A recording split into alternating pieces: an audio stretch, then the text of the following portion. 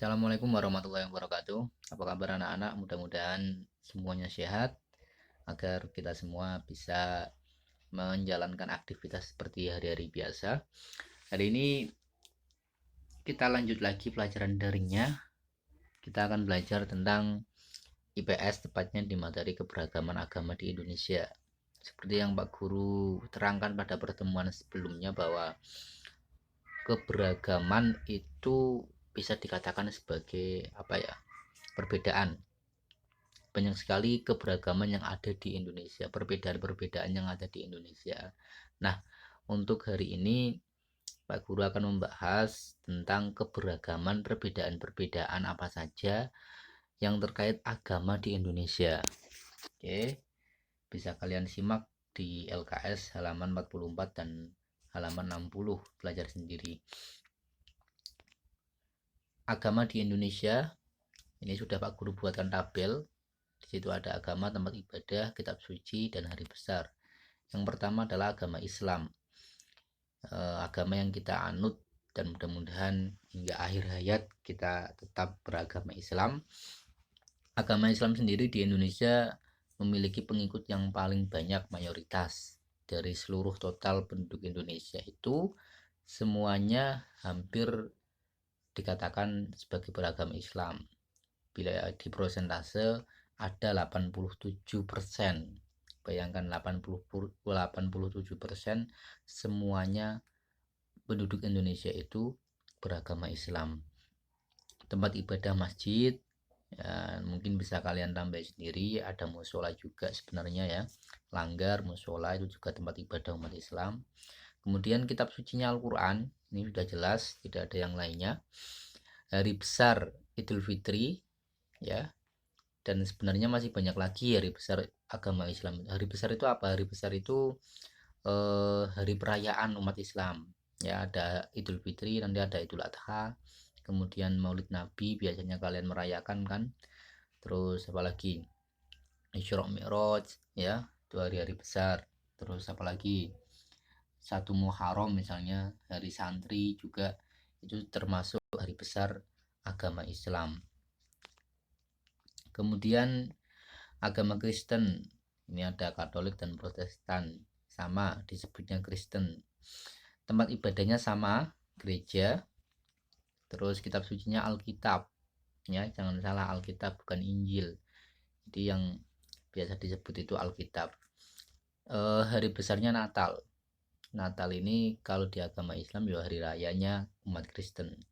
Ini biasanya jatuh di tanggal 25 Desember. Biasanya kalian juga libur tanggal merah itu karena ada hari raya Natal. Dan masih banyak lagi hari raya umat Kristen. Misalnya kenaikan Isa Al-Masih, ada hari Paskah, Jumat Agung, bisa kalian cek sendiri di LKS. Kemudian agama Hindu, ini banyak dianut di daerah-daerah pegunungan, di pelosok itu masih banyak sekali.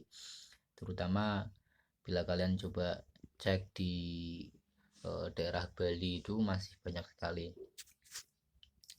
Tempat ibadahnya Pura, kitab sucinya Weda, hari besarnya Nyepi. Hari besar agama Hindu itu atau hari rayanya Nyepi. Ada yang lainnya sebenarnya, ada Saraswati dan lain sebagainya. Ini yang kalian hafalkan, minimal hafal satu lah hari besarnya. Kemudian agama Buddha, tempat ibadah Wihara, kitab sucinya Tripitaka, dan hari besarnya Waisak. Yang terakhir Konghucu. Konghucu itu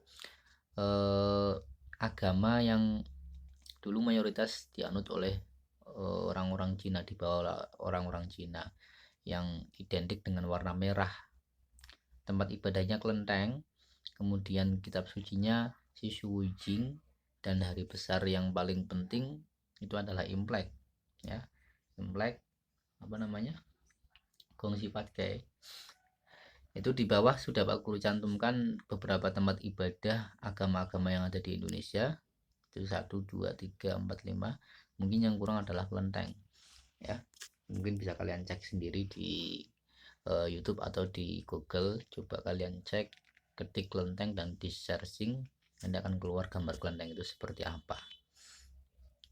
Nah, kemudian tantangan kita sebagai negara yang memiliki keberagaman agama, penduduknya masing-masing memeluk agama yang berbeda-beda, itu sikap kita harus bagaimana? Apakah kita saling mengajak? Tentunya kan tidak.